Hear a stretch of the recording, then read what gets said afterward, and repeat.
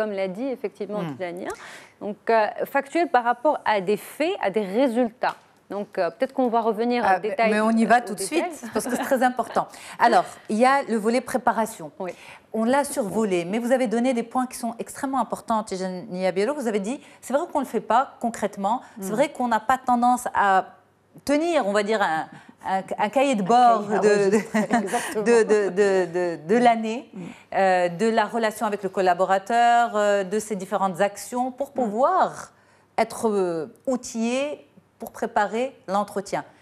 Vous dites on ne le fait pas, mais il faut le faire. Il faudrait peut-être insister, ne pas dire on ne le fait pas, c'est pas grave. Mais ah non, je ne dis pas que c'est pas grave. Voilà, il faut le faire. Non. Il faut le faire, et il faut le faire de part et d'autre, hein, justement pour qu'on soit, qu'on soit pas dans l'émotion, qu'on soit pas dans des généralités. Tu as fait du bon travail.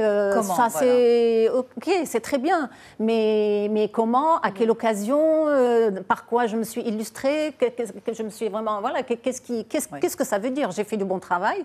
Parce que le collaborateur doit savoir aussi sur quoi il doit capitaliser, qu'est-ce qu'il doit développer, qu'est-ce qu'il doit éviter aussi comme erreur, comme aussi le côté négatif, ou dire, bon, ben voilà, ça n'a pas marché. Le souci peut-être pour les managers, c'est qu'ils sont à la fois managers et ils sont, on va dire, techniciens du domaine. Oui.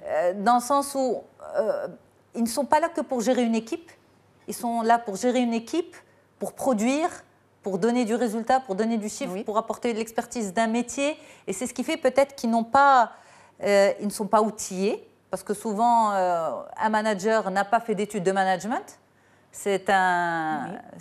Vous confirmez? C'est ça? Ça arrive. Ça arrive. Et finalement, c'est un profil qui n'est peut-être pas outillé à être manager, mais qui a certaines compétences techniques. C'est ce qui l'a amené à cette position. Et justement, ce manager qui n'a pas les compétences managériales devrait inscrire cette formation dans son C'est ce profil parcours. Qui a besoin de formation, d'être accompagné par du coaching. Oui, d'abord de formation, et puis effectivement, on a besoin d'être accompagné. Effectivement, il y a un module spécial, donc l'accompagnement aux entretiens d'évaluation. Donc c'est une formation spéciale pour déjà s'outiller. Après, le coaching vient en plus pour voir quel est le besoin de changement de comportement. Il s'agit, comme vous l'avez dit, donc c'est des experts, mais une fois quand on passe au titre de management, de manager, on devrait faire le deuil de l'expertise et passer à ce rôle de responsable. En tant que manager, je suis censée amener à faire grandir mon équipe, donc à les aider à donner le meilleur d'elles-mêmes.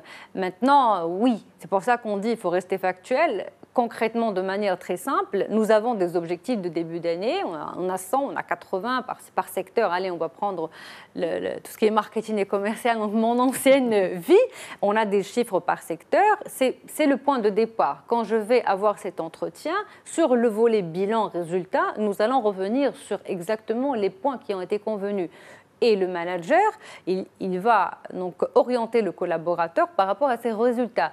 Par rapport à l'objectif de départ de 100 et de 80, le résultat, nous sommes arrivés par exemple à 90 ou à 85, on a dépassé.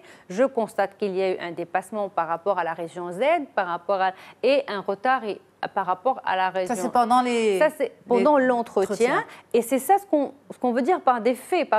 C'est-à-dire, et le manager et le collaborateur, tous les deux vont préparer. Qu'est-ce qui a fait à ce que nous sommes aujourd'hui à ces chiffres-là? Et du moment que c'est observable, que c'est factuel, donc nous allons discuter par rapport à des sujets qui sont concrets.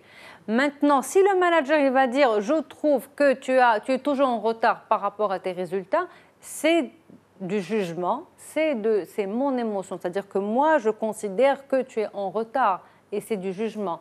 Placé dans un entretien d'évaluation, là, ça risque de... Ça crée des problèmes relationnels. Une incompréhension, le collaborateur, problème de reconnaissance qui émerge. Et si on a ce problème-là,